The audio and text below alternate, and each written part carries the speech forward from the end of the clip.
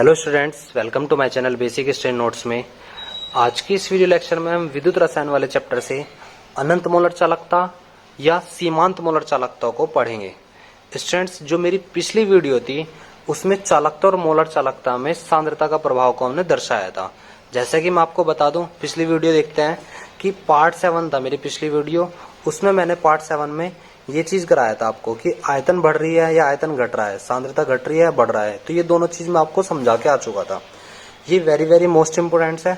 आज जो अनंत मोलर चालकता को पढ़ेंगे हम, इस पे पढ़ेंगे। अनंत मोलर चालकता क्या होती है कि जब आयतन, अगर मैं आयतन कैसे कर दूं, इन्फिनिटिव कर दूंगा, अनंत कर दूंगा। भाई आयतन में इतना बढ़ा दूंगा कि चीनी की मात्रा, जो सांद्रता होती है वो चीनी की मात्रा वो खत्म हो जाए, बिल्कुल डाउन से हो जाए। तो आयतन अगर मैंने इन्फिनिटिव कर दिया तो सी मेरा कैसे हो जाना, 0 हो जाना। देखते हैं, देखिए कि अगर आयतन मैंने बढ़ा दिया, मतलब आयतन बढ़ रहा है तो सांद्रता घटेगी। तो आयतन मैं कितना कर दूंगा, v का मान इन्फिनिटिव हो गया।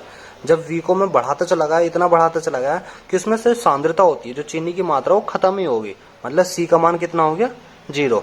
तो जब आयतन बढ़ रहा है, सांद्रता बिल्कुल घट गई, तो जो लैम्डा m होता है, लैम्डा m मतलब कि मोलर चालकता, वो मोलर चालकता बढ़ेगी। मोलर चालकता बढ़ रही है तो मोलर चालकता हम इतनी बढ़ा देंगे वो मैक्सिमम हो जानी।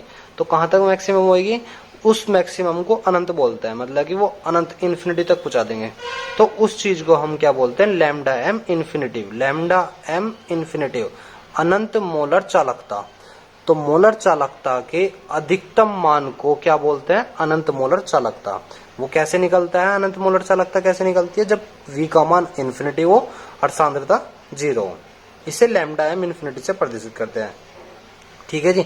लैम्डा एम का मान अधिकतम कब होगा, जब v का मान इन्फिनिटी होगा तथा c का मान 0 होगा। ये चीज मैंने शॉर्टकट में आपको समझा दी है। क्लियर है।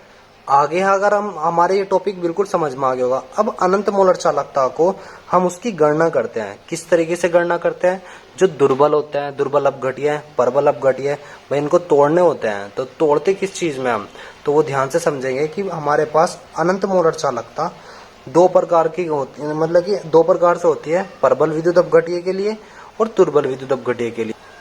देखते हैं, अनंत मोलर चालकता की गणना दो प्रकार से करते हैं। नंबर 1 प्रबल विद्युत अपघटीय पदार्थ के लिए, नंबर 2 दुर्बल विद्युत अपघटीय के लिए।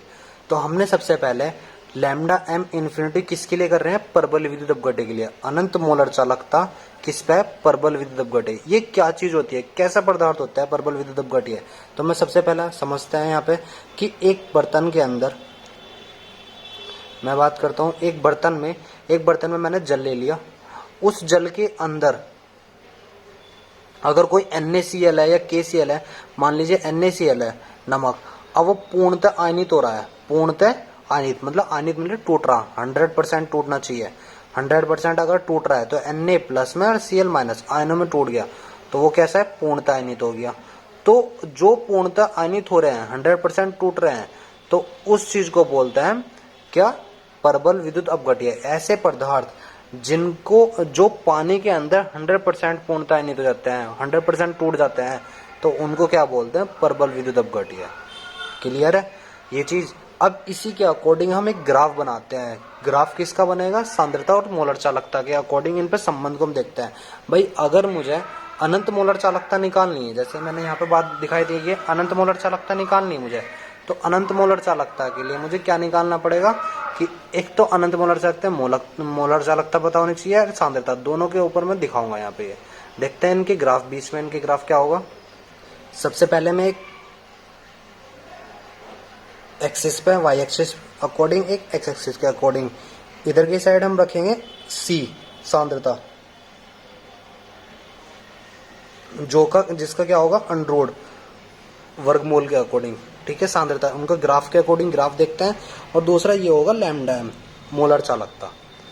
दोनों के बीच हम संबंध में ग्राफ बनाएंगे। तो वो किसके लिए, हम प्रबल विद्युत अपघट्य के लिए बना रहे हैं। ये चीज बड़े ध्यान से समझना, ग्राफ जल्दी समझ में आएगा, अच्छा आएगा। ग्राफ के अकॉर्डिंग आप थ्योरी भी कर सकते हो, उसकी थ्योरी आराम से समझ में आएगी। तो अगर आपने ग्राफ कर लिया, थ्योरी कुछ नहीं है। तो सबसे पहले ग्राफ देखिए। तो ये प्रबल विद्युत अपघट्य के लिए हम किस किस के सामने संबंध आएगा, लैम्डा एम के लिए मोलर चालकता, सांद्रता कैसी है, अंडररूट C में। यहाँ पे अगर इन्हें बढ़ाते जाएंगे, ये चीज है हमारे पास दोनों। अगर मैं सांद्रता, ये इधर की साइड में बढ़ते हैं, ये ऊपर की साइड में बढ़ते हैं, तो कंडीशन क्या है, अगर मैं √c है सांद्रता को मैं घटा रहा हूं, तो एक पॉइंट मेरा ऐसा है कि पहले यहाँ पे सांद्रता घटाऊंगा, तो आपने देखा भी पीछे सांद्रता यदि घटती है तो मोलर चालकता बढ़ती है। तो वो कैसी कंडीशन में आएगा, एक दूसरा पॉइंट लूंगा, तो दूसरा पॉइंट अगर मैं सांद्रता और घटाते जाऊंगा, तो सांद्रता मान लीजिए मेरी यहाँ पे आगे की ओर बढ़ा, तो आगे की ओर सांद्रता ये होगी, तो उसके अकॉर्डिंग मोलर चालकता जो होगी वो मेरी बढ़ती जाएगी। भाई इधर को अगर देखोगे तो सांद्रता तो ये तो इधर से इधर आ गई, आगे को घट रही है, तो मोलर चालकता तो ऊपर को बढ़ती जानी चाहिए। तो ये हमारा ग्राफ इसके अकॉर्डिंग यहाँ पे दूसरा पॉइंट हमें यहाँ पे मिल गया। आगे की बात करता हूँ कि चलेगा, सांद्रता इधर को घटेगी और ऊपर को बढ़ती चली जाएगी मोलर चालकता। तो ग्राफ का तीसरा पॉइंट यहाँ पे आ जाना, समझो एक बात आई समझ में। तो मेरे एक लाइन बन जानी यहाँ पे, अगर मैं देखूंगा तो एक ये मेरी ग्राफ बन जाना यहाँ पे। बताया समझ में? यहाँ पे 3 पॉइंट हमने निकाले, चौथा पॉइंट हमारा भी पता है, सांद्रता को जितना घटाएंगे उतना हमारा मोलर चालकता बढ़ती जानी। तो ग्राफ की कंडीशन 3 पॉइंट हमें ये मिल गए। एक रेखी की कंडीशन है, क्लियर है? अच्छा, रेखी की कंडीशन है तो हमारे पास जो होगा, अगर मान लीजिए KCl है या NaCl है, मोलर चालकता और सांद्रता में अगर हम ग्राफ खींच रहे हैं तो कैसा निकला, सरल रेखी ग्राफ, तो जिसमें √c कम करने पर λm बढ़ रहा है। क्लियर है? तो ये जो λm को प्राप्त करना है, अब हमें λm तो हमें मिला नहीं अभी, तो इसी से हमें λm इन्फिनिटी भी निकालना अनंत के लिए। तो मुझे अगर मैं सांद्रता को यहाँ पे कितनी होगी कि अनंत मोलर चालकता निकालनी, तो C का मान हमारे पास यहाँ पे 0 तो होना चाहिए। अगर C का मान मैं 0 कर दूंगा तो अनंत मोलर चालकता जिस पॉइंट पर वो मिलेगा वो पॉइंट क्या कहला जाएगा, अनंत मोलर चालकता होगी। तो मैं क्या काम करूंगा, यहाँ तक मुझे पॉइंट मिल गया, C का मान 0, तो इस पॉइंट के लिए मैं क्या करना हो, एक फीट से या रेखे तय है, इसको आगे की साइड बढ़ा दूंगा। तो जहां भी मेरा ये एक्सिस पे कटेगा वो पॉइंट मेरा के लिए क्या कहला जाएगा, अनंत मोलर चालकता। बात आ गई समझ में? ये इन्फिनिटी। तो इतना जो हमने यहां से यहां तक के लिए बढ़ाया, इसको एक्स्ट्राप्लोटेशन बोलते हैं। एक्स्ट्राप्लोटेशन, एक्स्ट्राप्लोट है हमारा। एक्स्ट्राप्लोट मतलब कि एक्स्ट्राप्लोटेशन, बहिर्लेखन, हिंदी में क्या बोलते हैं, बहिर्लेखन। तो जब हम एक्स्ट्राप्लोटेशन करते हैं तो उसका ग्राफ y अक्ष की ओर काटता है, जिसको हम क्या बोल देंगे, λm इन्फिनिटिव। ये हमारा एक रेखी की कंडीशन है, सीधा सीधा सही से बनाओगे अच्छे से तो ये हमारा संबंध हमें निकल कर जाना प्राप्त। तो ये ग्राफ के अकॉर्डिंग। आइए देखते हैं कि इसकी थ्योरी क्या होगी, थ्योरी भी समझेंगे, थ्योरी में हम सब कुछ लिखेंगे।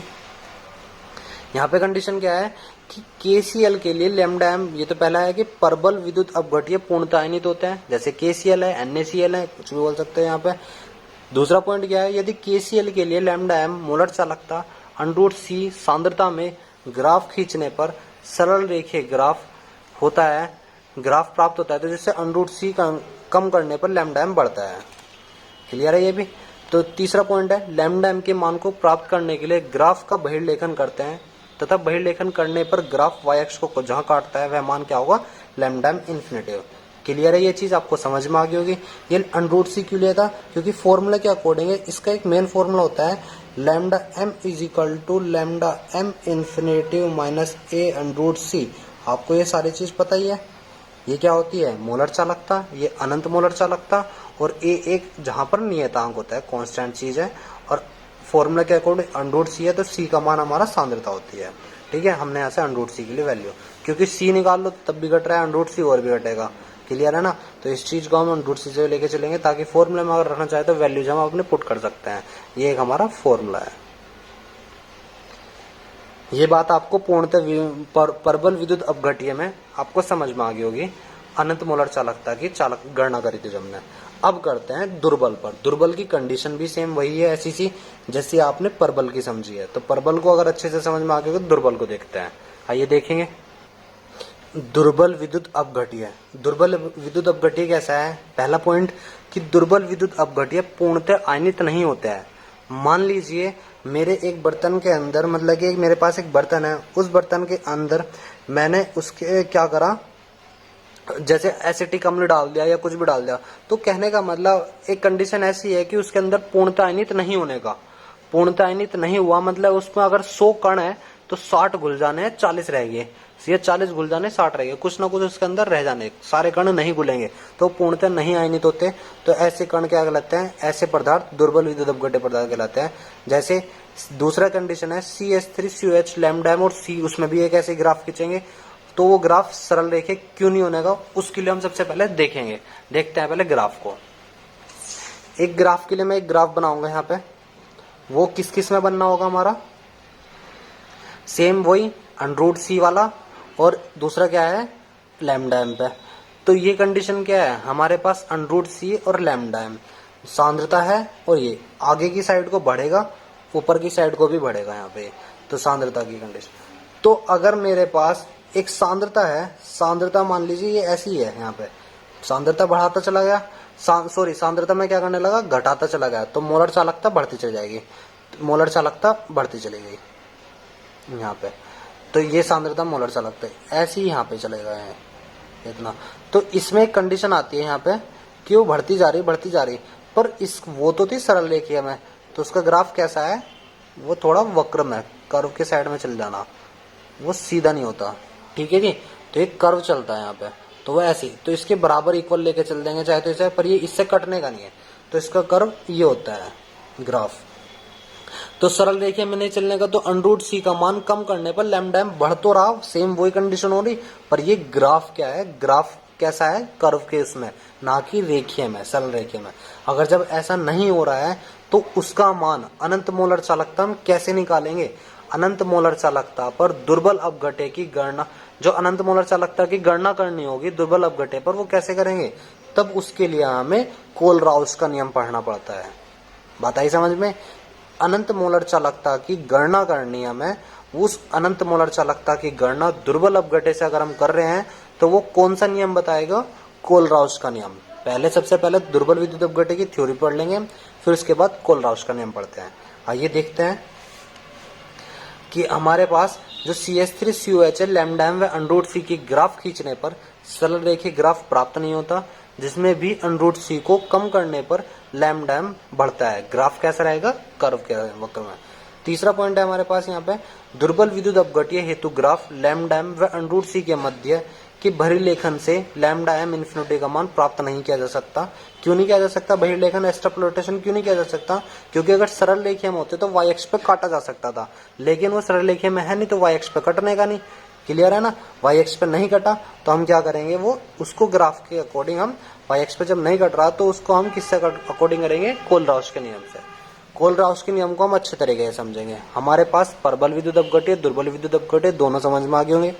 दुर्बल विद्युत अपघट्य की कंडीशन के कारण ही हमें कोलराउस का नियम को समझना पड़ेगा। कोलराउस का नियम वेरी वेरी मोस्ट इंपोर्टेंट है।